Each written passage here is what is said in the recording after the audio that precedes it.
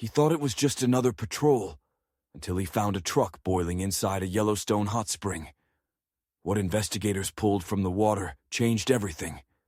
Stay to the end. This story gets darker than you expect. If you're ready, let's begin. Don't forget to like, subscribe, and tell me where you're watching from. Your support keeps these stories alive. The morning haze over Yellowstone rose like pale, shifting curtains, drifting low across the ground and twisting into ghostly shapes above the steaming vents. Ranger Mark Jensen had walked this trail 100 times, maybe more, yet today something felt different. It was the kind of difference he couldn't name, only sense, like a faint pressure in the air, an unseen presence watching from somewhere beyond the mist. His boots thudded softly against the damp soil as he moved deeper into the restricted geothermal zone, where tourists weren't allowed and even rangers rarely ventured alone. Mark stopped near a cluster of dead lodgepole pines trees, killed by years of acidic steam, and scanned the clearing. The land hissed and bubbled in the distance, releasing plumes of sulfur-scented vapor. This was one of the most volatile parts of the park, a place where the ground itself could change overnight. But despite all that shifting heat and geological chaos, one thing was unmistakably out of place. About 30 yards ahead, half obscured by swirling steam, he saw a dark shape.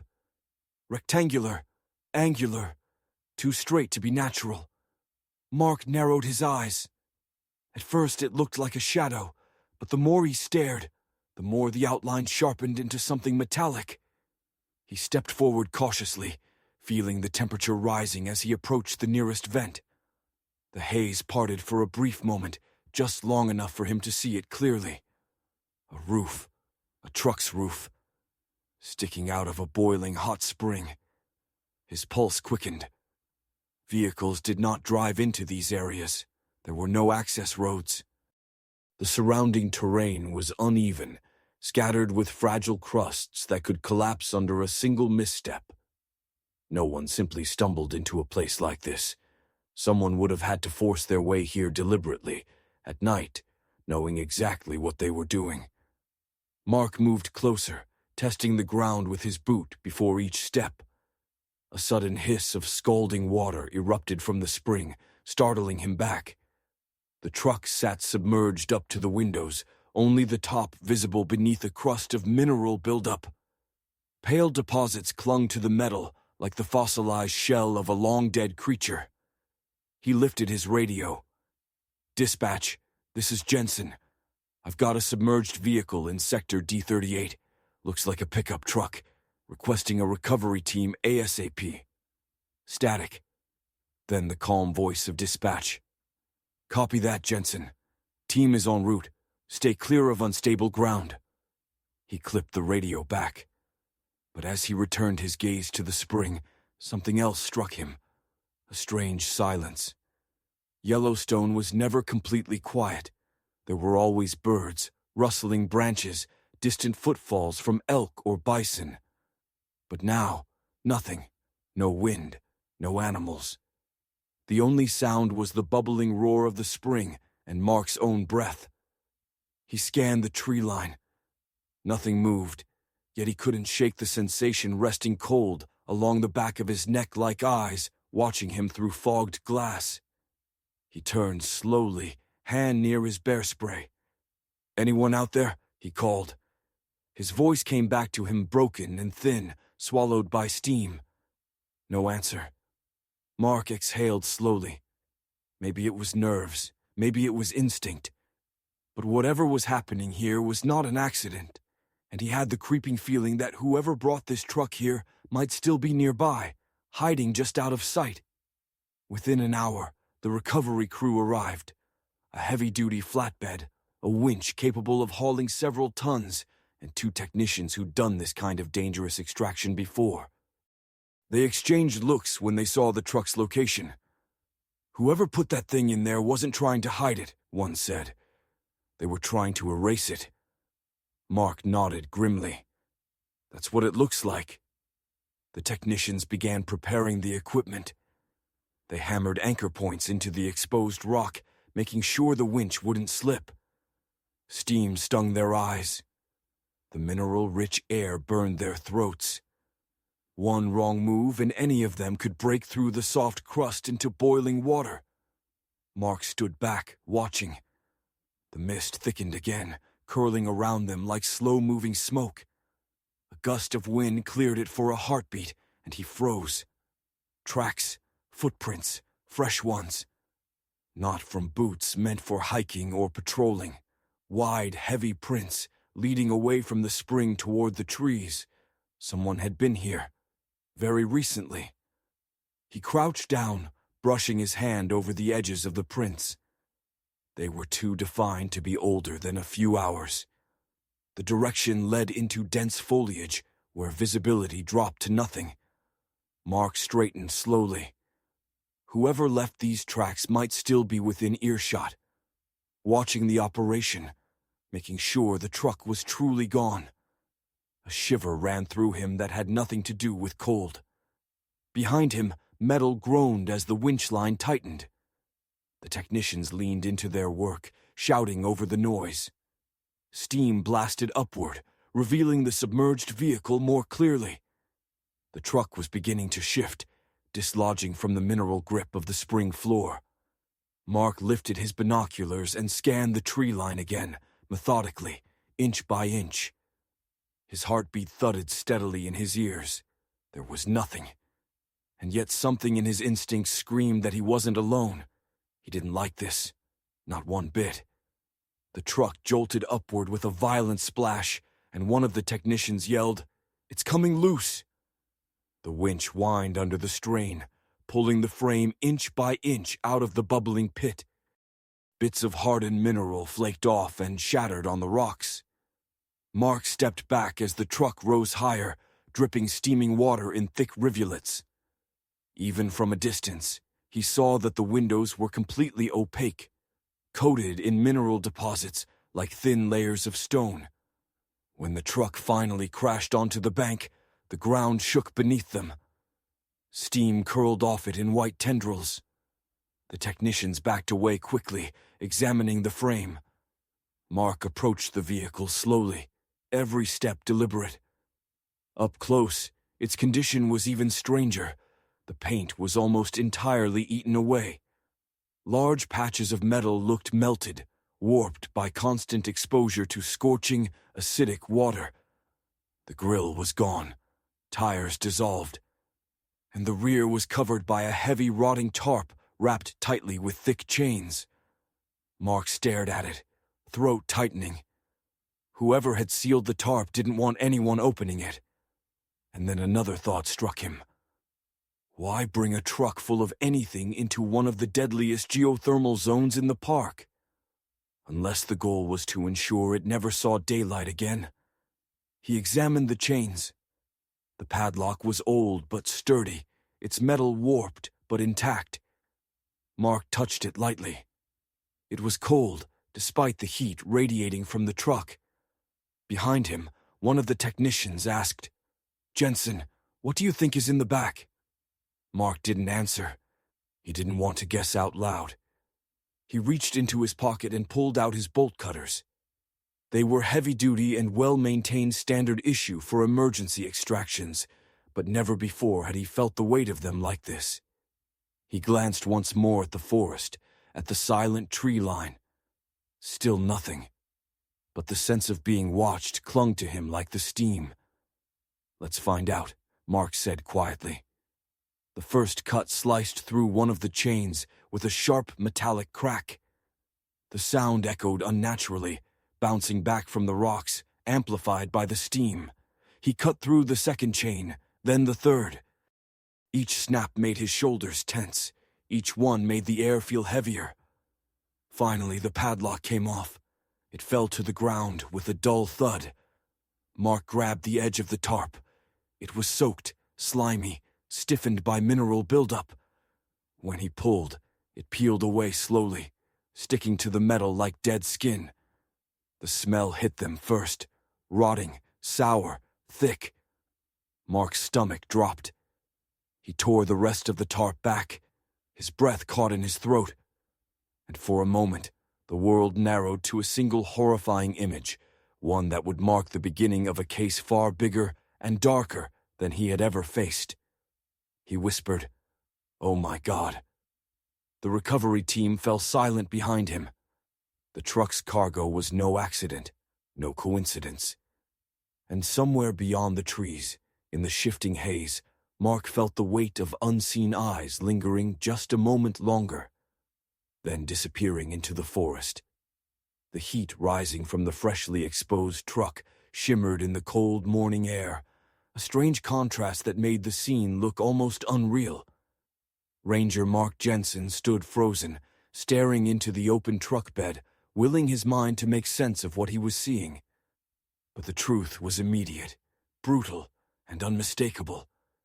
Dozens of wolf carcasses, their fur matted and stiff from the minerals, lay tangled together like discarded rags.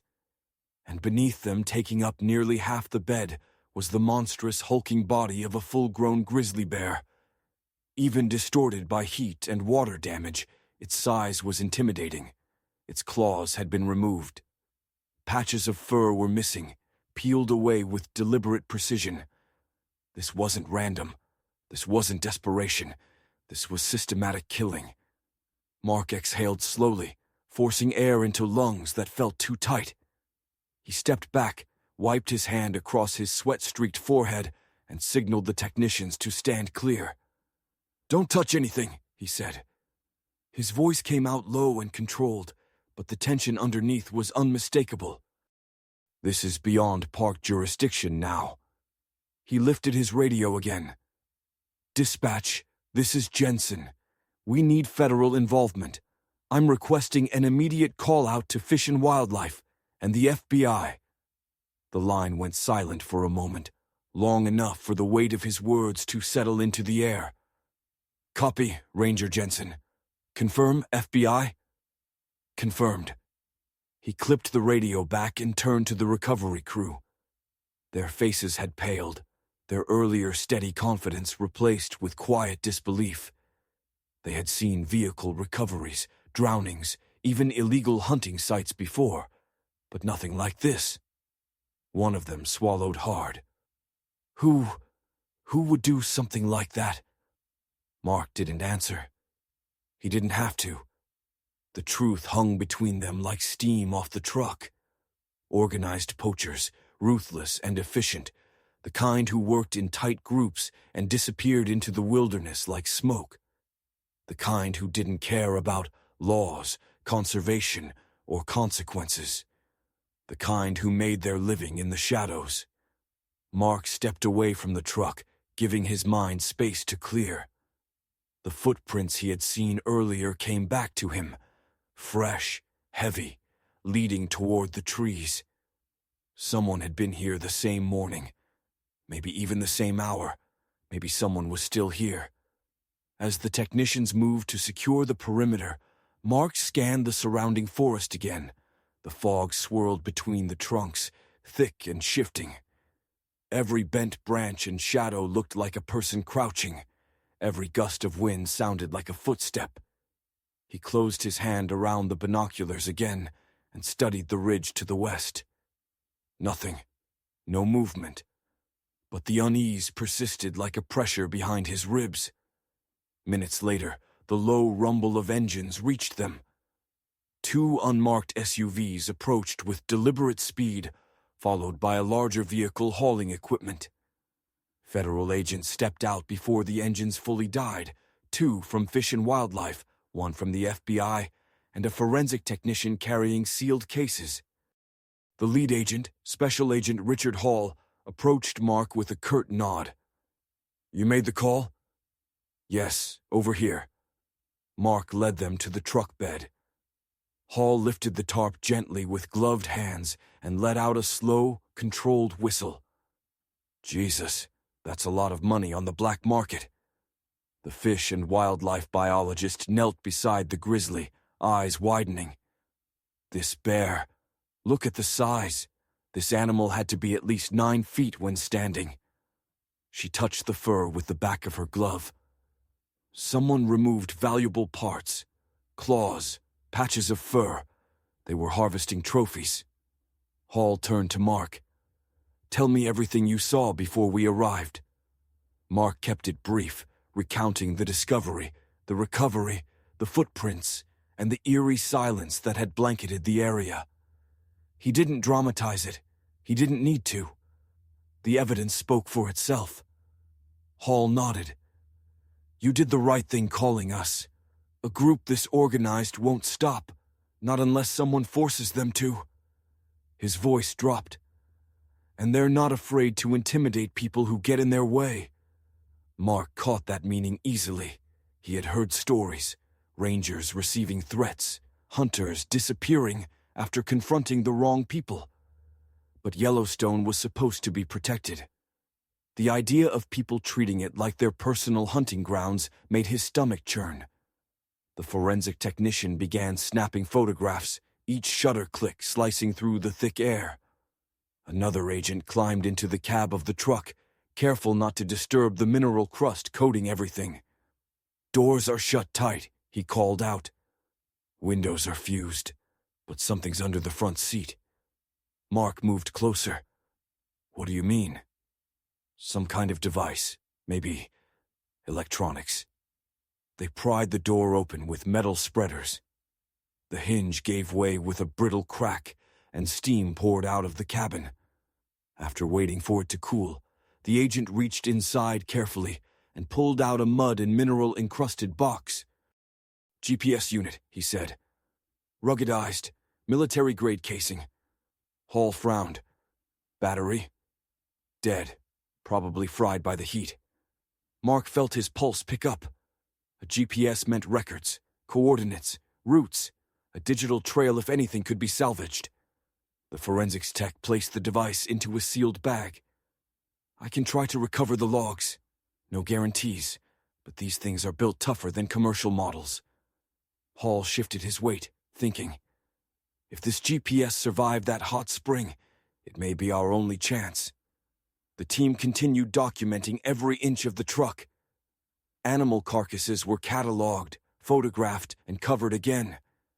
Measurements were taken of the prints on the ground. Soil samples were collected. Everything was methodical, slow, and deliberate. But the unease never left Mark. He couldn't stop glancing toward the forest. Every time he turned his head, he expected to see someone, the poacher, a lookout, maybe even a member of a larger ring watching from behind a tree.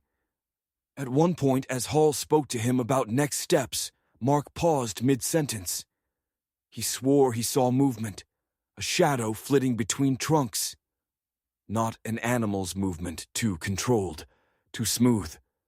He blinked, and it vanished. Hall followed his gaze.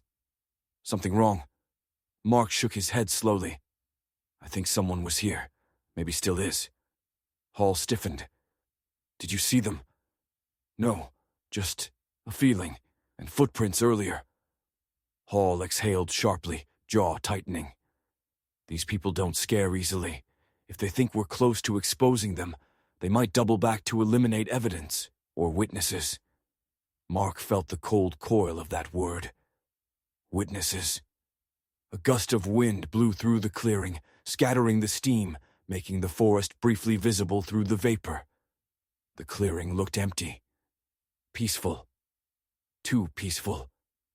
The forensic technician approached with the GPS unit in hand. "If we're lucky," she said, "I'll have something for you in a few hours." Hall nodded. "Get it to the mobile lab." As the agents packed up, Mark stood near the truck again. It looked almost harmless now, just a destroyed chunk of metal. But the truth was, this truck wasn't a clue. It was a message. Whoever dumped it here believed Yellowstone's heat would erase everything. Burn the evidence, destroy the DNA, dissolve the secrets. But something had survived. A digital heartbeat waiting to be revived. Mark looked at the trees one more time. The fog drifted lazily, calm and indifferent. And yet he still felt it. A presence. A gaze. Retreating deeper into the forest, silent and patient. Watching him, studying him, waiting for nightfall, The mobile forensics lab was parked a short distance from the recovery site, its generators humming softly against the natural hiss of the geothermal vents. Inside, the air was cool and dim, lit only by screens and overhead lamps. Analyst Sarah Whitlock sat hunched over the ruggedized GPS unit, tools spread methodically around her. Every few minutes, she adjusted her glasses and leaned in closer, working with the focus of someone trying to coax secrets from the dead. Outside, Ranger Mark Jensen paced in short, tense lines. Hours had passed since the recovery, and with every minute that ticked by, the weight of the unknown pressed heavier against him. The disturbing discovery in the truck had shocked him. Yes, but it was the footprints, the eerie silence, and the persistent sensation of being watched that unsettled him the most. He kept replaying those moments in his mind, the flicker of movement between the trees, the heavy prints in the soil. Whoever had been there was close enough to witness the recovery, close enough to know what law enforcement now had in their hands, close enough to pose a threat. Mark exhaled slowly, trying to ground himself. The smell of sulfur still lingered, clinging to the breeze. Behind him, the forest loomed, dense and indifferent. A voice broke his thoughts. "Jensen!" Agent Richard Hall strode toward him, expression taut. "Sarah has something, maybe." Mark followed Hall inside the lab. Sarah glanced up, pushing a strand of hair behind her ear. "The GPS is badly degraded," she said. "The casing protected it, but the mineral corrosion nearly cooked the internals. The battery is irreversibly dead, and some circuits fused. But," she turned the device toward them, "I was able to extract fragments." Hall crossed his arms. "Coordinates?" "More than fragments," she clarified. "Enough to map a pattern, and it's not random." She brought up a digital map of Yellowstone and its surrounding regions. Dozens of red markers blinked across the screen, scattered through remote areas, many of them places off-limits to hunting or public access. Mark felt a chill creep along his spine. "These are all kill sites." "Likely," Sarah replied. "Or drop points. The data logs show consistent use across several months, maybe longer." "How many poachers are we talking about?" Mark asked. Hall didn't answer immediately. He pinched the bridge of his nose, calculating. "This scale. This isn't just a couple of rogue hunters. This looks like a structured operation, possibly interstate. They knew where to hide, where to strike, how to avoid ranger patrols." Sarah zoomed in on one particular cluster of coordinates deep inside a private region bordering the park. "But that's not the strangest part," she said. "Look here." She tapped the screen. A single point glowed brighter than the others, isolated in a dense forest beyond even ranger access routes. "This location was visited multiple times," she said, "but always at night, always for long periods." Mark frowned. "What's out there?" Hall shook his head. "Not much. Old cabins, some abandoned, trails from the logging days. That's about it." Sarah hesitated. "There's more." Both men leaned in. "This GPS," she said quietly, "wasn't a one-way tracker. It sent signals, not constantly but occasionally. Bursts, probably meant for syncing. But because it was submerged in a hot spring, the transmissions were interrupted before they could be erased remotely." Mark straightened. "Meaning whoever used it might think the device is gone for good." "Exactly." Sarah's voice dropped lower. "Whoever owns this tracker has no idea we recovered its internal logs." "That gives us an advantage," Hall murmured. But Mark wasn't convinced, not entirely. "Or," he countered, "it means they're watching the site to make sure it doesn't resurface." Silence filled the room, heavy, charged. Sarah returned to her work, parsing through more data. Hall motioned for Mark to step outside. The two men walked beyond the hum of the generator, out where the forest stretched endlessly in every direction. "We'll follow the coordinates," Hall said. "Tonight, quietly, just a small team." Mark nodded, but his attention flicked to the tree line again. This time he didn't just scan, he studied. Every dip, every shadow, every branch. Hall noticed. "Still think someone's watching us." Mark didn't answer immediately. Instead, he crouched and pressed his palm to the ground. The snowless earth was cold, but a disturbance caught his eye. A footprint. Fresh. Not from the recovery crew, lighter than the earlier ones, but recent, maybe an hour old at most. It faced the camp. Mark rose slowly. "They've been monitoring us since this morning, maybe longer." Hall's jaw tightened. "Then we'll move faster." But Mark's mind raced ahead. If these poachers were as organized as the GPS indicated, they wouldn't just leave a truck behind without a contingency plan. They wouldn't trust a hot spring to do the work completely. They wouldn't risk evidence resurfacing accidentally. Someone had returned to the site. Someone had checked that the vehicle was still submerged. Someone might have even watched the extraction happen from behind a screen of trees. And now that the truck had been found, now that the contents were recovered, now that federal agents were involved, they might be planning their next move. Hall placed a firm hand on Mark's shoulder. "We'll handle it. Tonight we go in." Mark nodded, but unease gnawed at him. The forest felt too still, the air too thick. The entire landscape carried the weight of something waiting to unfold. Back inside the lab, Sarah's voice suddenly rose. "Agent Hall! Ranger Jensen!" They hurried in. Sarah pointed at the screen, her eyes wide. "The logs. I found a pattern. The coordinates form loops, regular routes, but look what happens on the last recorded trip." She highlighted the final entry. The tracker had left its usual path. It had deviated sharply, then stopped moving entirely, right at the hot spring. "Someone dumped the truck in a hurry," Sarah said quietly. "This wasn't planned. Something spooked them." Mark felt a chill ripple through him. "A patrol," he whispered. "Someone must have seen my vehicle's headlights. They panicked." Sarah nodded. "They didn't even finish erasing the GPS logs." Hall crossed his arms, thinking quickly. If they panicked, they might have left tracks, mistakes. Someone like that rushed, stressed they slip up. Mark's gaze drifted to the forest again, or they come back to clean the mess themselves. Sarah hesitated before adding, "And there's one more thing. The GPS wasn't alone." Both men stared at her. "What do you mean?" Hall asked. "There were two devices synced together, a paired signal, like a primary and a secondary tracker." Mark's voice dropped. "Where's the second one?" Sarah met his eyes, voice barely above a whisper. "It's still active." A beat of silence, then another. Then the realization hit all three of them. Somewhere out there, the poachers were still moving, still tracking, still watching, and getting closer.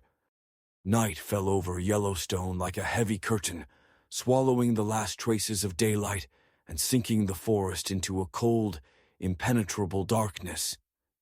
The steam rising from the geothermal vents glowed faintly under the moonlight, twisting into eerie shapes as the temperature dropped sharply. Somewhere deep in the wilderness, branches cracked in the distance, echoing like warning signals across the quiet terrain. Ranger Mark Jensen adjusted the strap of his pack and followed Special Agent Richard Hall down a narrow path illuminated only by their red-filtered flashlights. There were 5 of them in total: Hall, Mark, 2 FBI agents, Porter, and Reyes and Sarah Whitlock, who insisted on coming despite Hall's hesitation. "We move fast and quiet," Hall whispered. "No lights unless necessary. GPS says the route cluster is a quarter-mile northeast." Mark nodded. His senses were already sharpened, every rustle in the trees, every shift in the wind felt amplified. He kept replaying Sarah's words in his mind. The second tracker is still active. That meant the poachers weren't just nearby. They were moving. They were watching. They were planning something. The group advanced through thick undergrowth. The forest was dense here, untouched for decades, maybe centuries. No trails, no structures. A perfect hideout for anyone who knew these woods intimately. Eventually, they reached a clearing where the steam from distant vents thinned out. Sarah checked the coordinates on her handheld device and pointed. "There," she whispered, voice barely audible. "The active signal is coming from 300 yards past that ridge." Mark followed her gesture. The ridge loomed like a dark barrier, the top barely visible against the starless sky. As they approached, a strange scent drifted through the air smoke, faint but unmistakable. Mark stopped. "Do you smell that?" Hall lifted his hand to halt the group. He sniffed the air, jaw tightening. "Campfire," he said. "Recent." Porter stepped forward, adjusting his grip on his rifle. "Who the hell camps up here at night?" "No one legally," Mark said quietly. They crouched and moved slowly toward the ridge. As they climbed, they could see faint flickers of light through the trees on the other side. Not bright, just the soft dance of embers. Voices carried through the air, muffled and low. Hall signaled for silence. They crept to the ridge's crest and peered down. Below them lay a small encampment. 3 wooden cabins that looked decades old, maybe left behind from the early logging days. Around them stood makeshift structures, tarps stretched across poles, wooden racks, tables cluttered with equipment. A fire pit glowed orange in the center, illuminating crude metal tools that glistened in the light. And then Mark's stomach tightened. Hanging from one of the racks were fresh animal skins, 2 wolves, a cougar, and something far larger. A massive pelt stretched nearly 10 feet across. A grizzly, recently taken. Beside the racks sat crates filled with claws, skulls, furs, and sharpened bones arranged with disturbing precision. Some crates were already sealed. This wasn't a camp. This was a field processing site, a factory for killing. Reyes whispered, "Jesus, this is a slaughterhouse." Mark clenched his teeth. They've been doing this for months, maybe years. Hall's face hardened. "Positions. We go in quiet. If they resist, stop them immediately." Mark scanned the area. 4 men were visible. 1 tending to the fire. 2 at a table carving something Mark didn't want to imagine. 1 moving crates into a cabin. But something felt off. 4, Mark murmured. Only 4. But Sarah said there were multiple routes used repeatedly. This seems too small. Sarah whispered from behind them. The signal moved again. Someone else is nearby. Mark turned sharply. "What? Where?" She adjusted her tracker. "South, moving toward us." Hall cursed under his breath. "We need to move now." The team descended the ridge quietly. Leaves crunched under their boots, but the sounds were drowned by the poachers' laughter near the fire. Hall nodded to Porter and Reyes, who flanked left. Mark and Hall took the right. They were 10 yards away when the first poacher turned his head and froze. "Hey!" the man began. Hall didn't wait. "FBI, drop your weapons!" Chaos exploded. 1 man dove for a rifle leaning against a crate. Porter shouted and tackled him. Reyes grabbed another by the arm, wrenching a knife away as the man tried to swing. Mark ran toward the man near the cabin, who attempted to flee. "Stop!" Mark yelled. The man sprinted toward the trees. Mark lunged, catching him by the shoulder and slamming him into the dirt. The man clawed at the ground, kicking wildly. "You don't understand," he wheezed. "Then explain," Mark demanded, pressing his knee into his back. The man choked out. "We're not alone." A chill cut through Mark. What does that mean? Before the man could answer, a gunshot ripped through the clearing. Reyes shouted, "Shots fired!"